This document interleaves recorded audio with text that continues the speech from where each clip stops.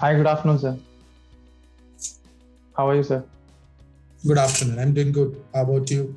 I'm also fine, sir. So let's start the interview. You have held a key position at the education institutes throughout your professional career. What keeps you connected with the education sector, and how has your experience been so far with the institute? I've completed 28 years in my career, out of which around 21 years in academics. I have a blend of corporate and academic experience, but large part is academic. Post my PhD, I worked in three IIMs as an assistant professor in IIM Lucknow, associate professor in IIM Kozhikode, and full professor at IIM Indore. Then I had a corporate stint. Then I worked at Great Lakes. Then I worked with the Munjal University and Jindal University. And this is the latest assignment that I got. So this is a very peculiar year for me because I'm yet to see a student. 2020 September, I joined here. So almost everything is going online. And now we are moving, January 3rd, we are moving to offline. So this throws a lot of challenges as well as gives you a different flair about how exactly you can run programs through online platforms. So this is a new learning for me. Okay, sir. So being the director of Hyderabad campus at SVKM's NMIMS deemed to be university, what is your philosophy of leadership and how would you describe your leadership style? So this leadership style has grown over the years. It is not that I'm doing something new in that case. Essentially, if you read leadership literature, they talk about four kinds of leadership. The first kind of leadership is people respect you or treat you as a leader because you are with power. You can use coercive measures. Second kind of leadership is where you do something good to somebody and he accepts you as a leader. The third kind of leadership is where you do good for the organizations and then the organization accepts you as a leader. And fourth one that you get at the end of your career is that just because of you, people treat you as a leader. So it is for everybody to have a journey like this. I think I'm at stage number 3, where I'm trying to do good for the organization. But over the year, I aspire to go to stage number 4, where irrespective of what job you do, where do you work, people take you as an academic leader through your research, writing, publications, and your academic administration. Okay, sir. So how do you strategize about the key programs and the plans for marketing and administration of your school, being the director of Hyderabad campus at SVKM's NMIMS deemed to be university? Okay, post my joining, I had presented a strategic plan to the senior management where I wanted to position the school as a pracademic school, where there's a practice and academics together working there. In order to create that kind of a positioning, I decided to do two things. The first part is, of course, to setting up centers of excellence. Through centers of excellence, I bring out the corporate linkages to the organizations. Second one is to allow the faculty to go out and do something at the industry and bring it back to the classrooms. So it's like a two-way dynamic equilibrium. On one side, you create centers of excellence so that industry people come to you. On the other side, you allow the faculty to go and do their research so that they can bring in their learning into the classroom. So then the academics, the concept that I'm trying to build in works out in that case. To actualize that, I have relationships with T-Hub. I have created relationships with CAHO, with FICI. Similarly, I've got few more organizations with I'm working. So we have centers of excellence, which we are operating on that. And essentially, we do three things. First of all, it's knowledge creation that happens through the research that faculty does. Second part is knowledge dissemination that we do through teaching, training on that part of it. And third part is the networking part of it. So most of the trade relationships, trade association relationships are building the network for the organizations. But I have gone one step further. For example, our new program, the business analytics program that we have launched for MBA, I'm signing up with the top 10, out of the top 10, at least 5 top business analytics companies in the country. I'm signing up with them. Now I have finished signing up with Bachusa last week, but I am doing another 3-4 more in another 15 days time. My whole idea is that I'll be taking 60 students in business analytics. But by the time my student comes to the campus, I have created 60 internships and 60 jobs for them.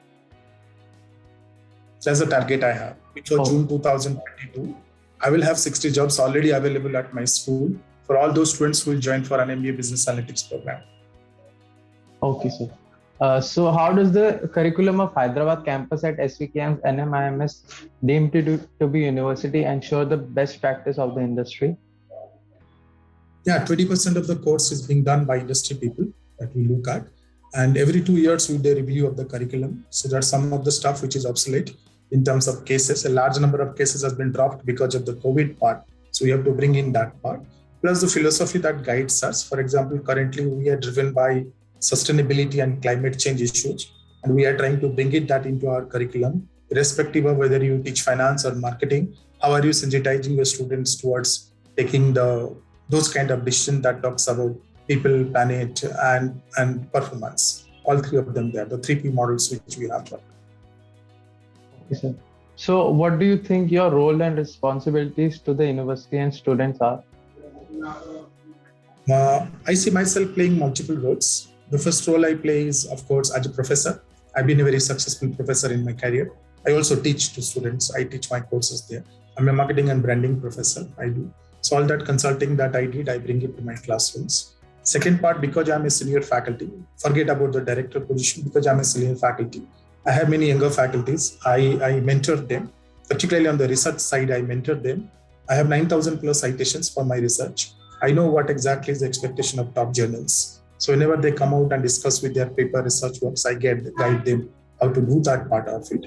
And other than that, I have ensured that this becomes a student-driven school. So a lot of the clubs and committees are actually, in true sense, they are governed by the students. Right, sir. What do you like people to know about your institute that they may not know? Of course, a lot of people, because the big brand, the master brand is NMIMS Mumbai. That's why a lot of people have awareness about that part.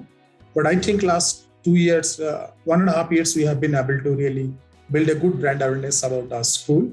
What people should to know about is this practice, that we bring in the practice to the classrooms. Second part, the opportunities that students normally don't get in other schools, in my school, to work with the trade associations, to work with T-Hub. For example, all of those who want to do any venture planning or go to the entrepreneurship route, Telangana government has set up a T-Hub that promotes the entrepreneurs. So we have a very strong co-relationship with them. So I'm pursuing both part, the managerial part as well as the entrepreneurial part of that. Last year, post my joining, I conducted 2 weeks extensive CXO level roundtable. So every day, the new students had got an opportunity to talk to the CEOs, CXOs, CMOs, CHROs to do that part. We continue to do that part of it. Plus, I bring in a lot of professors from abroad to come and address my students, so that there is a knowledge updation from faculty side as well as from student side.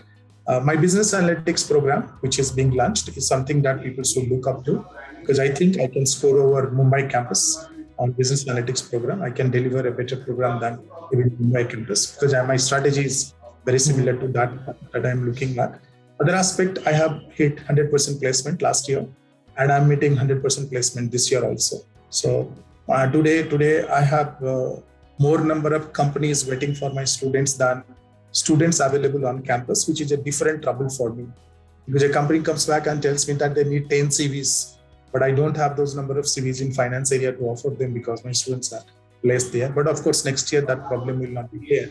So it's a problem of plenty for me. I think I over-marketed my programs. So students need to know that it's not NMIMS Mumbai. That is where the placements are. Here also we have good placements. Inside the brands, among the brands of NMIMS like Bangalore, Hyderabad, Mumbai. So my idea is in 2 years' time, I will drive this brand as the next choice after Mumbai campus. That's what is my goal. Right, sir. So what do you see as the greatest strength of Hyderabad campus at SVKM's and NMIMS deemed to be university? I think I have the largest campus among all NMIMS campus. I have a 100-acre campus. So it's a very beautiful residential campus. Yes, Mumbai has more students, but I have more space. So you have a lot of facilities that I can provide outside the classrooms for our students to do that. That's one thing that we look at. I'm very close to the second biggest IT corridor of India, which is after Bangalore, Hyderabad comes there. So chances of people entering into sunrise industries and entering into areas like analytics is very high here. Analytics and finance and information technology are the three domains it is possible for you to do that. Third part is, of course, building this culture of entrepreneurship, because personally, me and many of my colleagues, we are mentoring a lot of startups, particularly in the fintech space. We are mentoring a lot of startups here in that case. So students will get an experience of working with a professor, how he is mentoring somebody who has got a startup. with a Series A funding or going towards a Series B funding. That is something which is very interesting to look at that part. From the employee side, it is not created by me, but it is something which has been given to me, that relationships among faculty members are very good here. Unlike some of the schools where I work, it is a surprising thing for me to find how closely they gel well here, which makes my job easier in that case. So that I do not focus on the day-to-day operations. I can strategize things. They can run the programs because I have 5 schools here, so they can run their programs. Yeah, I have 2 campuses and 5 schools in Hyderabad. Okay. Nice. So any suggestion you would like to give to the current youth and aspiring students? Aspiring students, they should look long-term as far as their career is concerned. And they look at which are the schools which are looking at Industry 4.0. I think I'll score more on that dimension. So obviously, I'll talk about where I score more. So they should look at something in the area of marketing analytics and business analytics, where the future lies there.